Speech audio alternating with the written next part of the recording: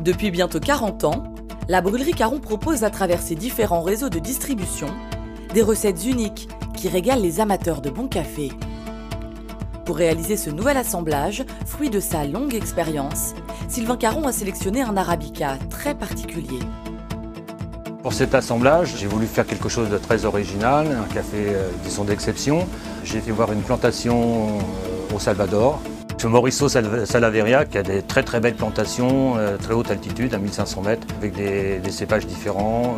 Là, on a travaillé avec du Bourbon rouge et il fait des micro-lots de café. C'est un producteur tout à fait exceptionnel. Le terroir d'Apaneca est réputé au Salvador pour donner des arabicas bourbon lavés au profil harmonieux, à l'acidité pure et élégante.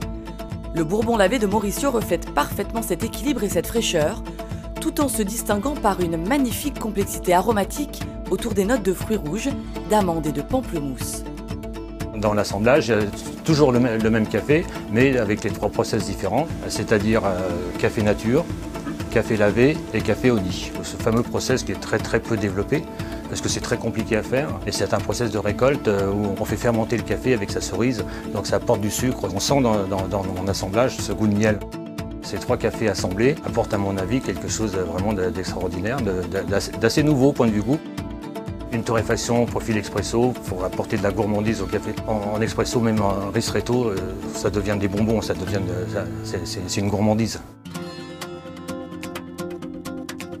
Comme j'ai l'habitude de rajouter sur mes assemblages, même mon assemblage courant, toujours ce que j'appelle un petit épice. C'est-à-dire quelque chose qui relève un petit peu tous les arômes des autres cafés. Là, j'ai pris un café de Colombie, d'une plantation très connue dans la région d'El Cauca.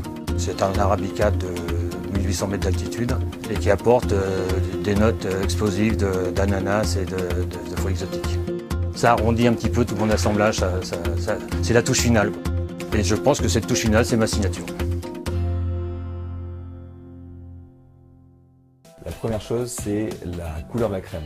Il nous faut une crème qui soit plutôt noisette, brun foncé avec des reflets rouges. Automatique, bien sûr, confondu de l'année.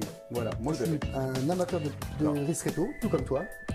Et là, je crois qu'on va trouver le Saint Graal. C'est exactement. Exactement, et pour appuyer ce que tu dis.